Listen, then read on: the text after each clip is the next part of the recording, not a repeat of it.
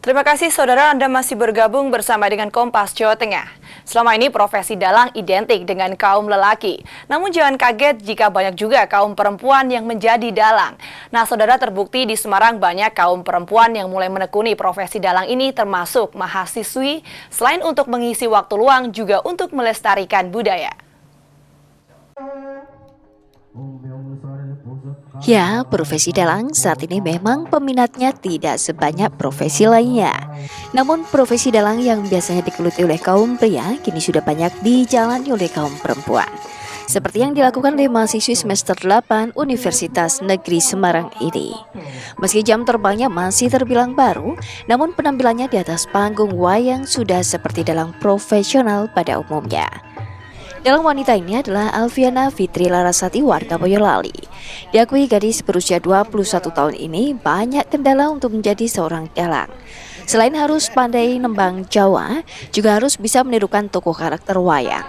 Tidak itu saja, agar menarik penonton wayang saat menjadi dalang harus tegas, memainkan sabetan terutama saat momen cerita perang atau perkelahian antar tokoh wayang. Kenapa Mbak ikut dalang wanita, Mbak? Yang pertama kan dalang-dalang sekarang cowok. Saya sebagai perempuan ingin seperti mereka yang cowok-cowok gitu. Terus dalang perempuan itu dianggap lemah, tidak bisa setara dengan yang laki-laki. Saya sebagai anak muda ingin nguri-nguri budaya Jawa khususnya. Terus gimana? Ini suka mendalang ini sejak kecil atau memang? Oh, saya darah seni, tapi saya belajar dalang baru ya 1 tahunan lah. Kesulitannya? Untuk melatih keterampilan mendalang ini yang mengikuti sanggar dalang.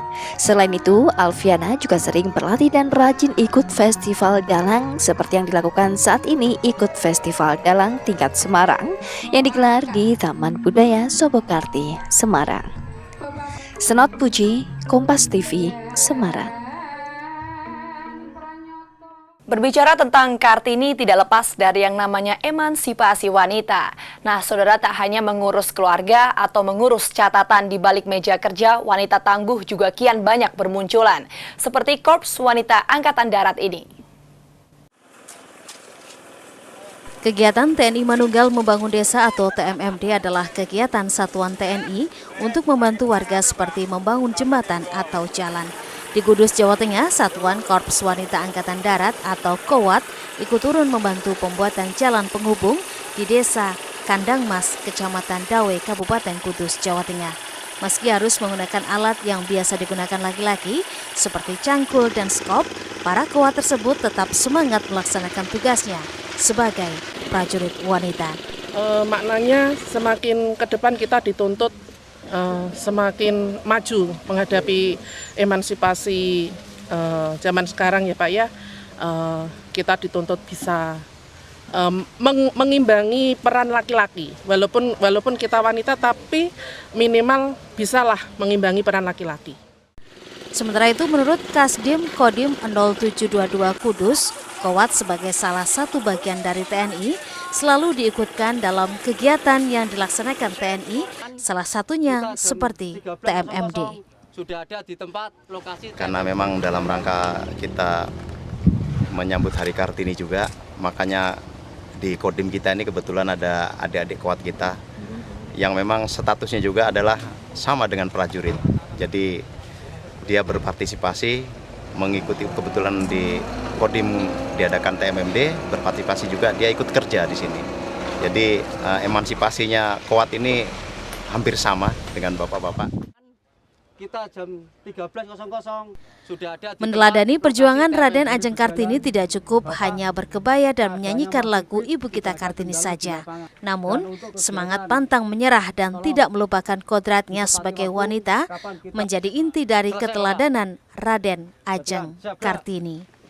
Iwan Miftahudin, Kompas TV, Kudus.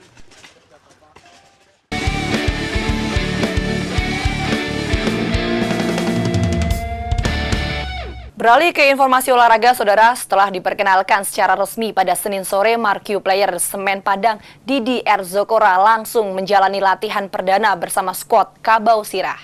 Dalam sesi ini, Zokora belum bisa tampil maksimal karena mengalami lecet pada kakinya.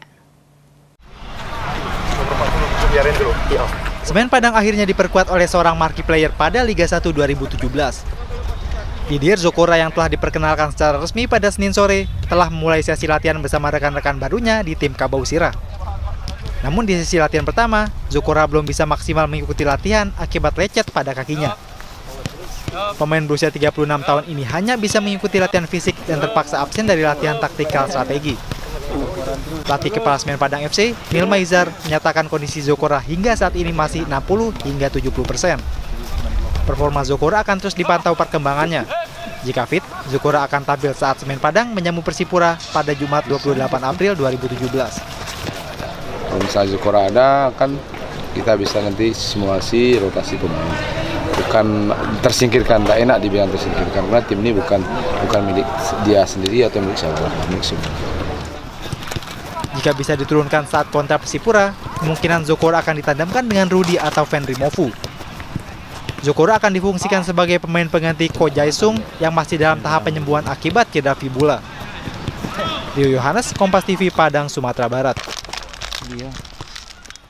Meski panitia pelaksana Asian Games 2018 Inas Gok dan Dewan Olimpiade Asia telah sepakat untuk mempertandingkan 39 cabang olahraga di Asian Games 2018, hingga saat ini belum ditentukan jumlah nomor dan disiplin yang akan dipertandingkan. Menurut rencana, kepastian jumlah nomor dan disiplin akan diumumkan pada pekan ini. Pertemuan antara panitia Asian Games 2018 Inas Gok dan Dewan Olimpiade Asia OCA di Jakarta pekan lalu menghasilkan kesepakatan jumlah cabang olahraga yang akan digelar di Asian Games ke-18. Sebelumnya dari 42 cabang olahraga yang disepakati, Indonesia mengajukan pengurangan 6 cabur. Namun OCA akhirnya menetapkan cabur yang akan dipertandingkan berjumlah 39 yang terdiri dari 31 cabur Olimpik, 5 non-Olimpik, dan 3 cabur usulan Indonesia yakni jet ski, para layang, dan bridge. Meski telah sepakat dengan jumlah cabur, hingga saat ini belum juga disepakati berapa nomor dan disiplin yang akan dipertandingkan. Kami di internal Indonesia itu masih ibarat catur itu ngotak-ngatik ya, atau puzzle ngotak-ngatik. Kira-kira nomor-nomor pertandingan apa yang sedapat mungkin kita perjuangkan. Karena rencananya cabur serta jumlah nomor dan disiplin yang akan dipertandingkan akan disampaikan pada pekan ini. Pengumuman ini akan disampaikan langsung oleh Ketua Tim Pengarah Kepanitiaan Asian Games 2018 Yusuf Kala atau Ketua Inas Gok Erick Thohir. Aisyah Wiyati, Ahmad Juraidi, Kompas TV, Jakarta. Beralih ke informasi lainnya, Saudara, PP Pertina keluhkan gaji atlet pelatnas yang tertunggak selama 4 bulan. Pertina khawatir kondisi ini akan mengganjal realisasi target 2 emas yang dicanangkan untuk atlet tinju nasional pada SEA Games Malaysia. Para petinju terbaik tanah air yang tergabung dalam pelatnas jelang SEA Games 2017 akan menguji perkembangan para atlet selama 5 bulan berlatih pada kejuaraan Asia ASBC Eliteman Championship yang berlangsung di Uzbekistan. Sebanyak 8 atlet putra disiapkan untuk turun pada turnamen yang berlangsung mulai 26 April hingga 5 Mei 2017. Kejuaraan ini menjadi satu-satunya tryout yang bisa dilakukan Simon Makerawe dan kolega jelang SEA Games 2017. Tidak ada target medali dari Pertina untuk para petinju Indonesia.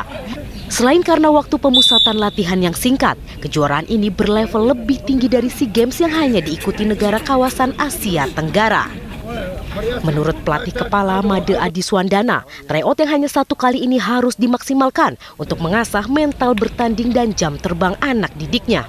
Harus maksimal karena kalau itu tidak capai ya kita mencapai target memang susah. Terus masalah tryout ini tersendat-sendat, jadinya mau training camp akhirnya tidak jadi akhirnya kita hanya tryout. Mudah-mudahan kita diberi kesempatan untuk lebih banyak tryout karena untuk mencapai prestasi maksimal kita harus perlu banyak tryout. Tidak kita bisa latihan hanya latihan di kandang aja. Setelah mengikuti kejuaraan Asia ASBC Eliteman Championship, kontingen tinju Indonesia akan kembali menjalani pemusatan latihan di Sukabumi, Jawa Barat. Sebelum bertolak menuju SEA Games Malaysia yang berlangsung Agustus 2017. Riminta Niken, Anggano Rizky, Kompas TV, Jakarta.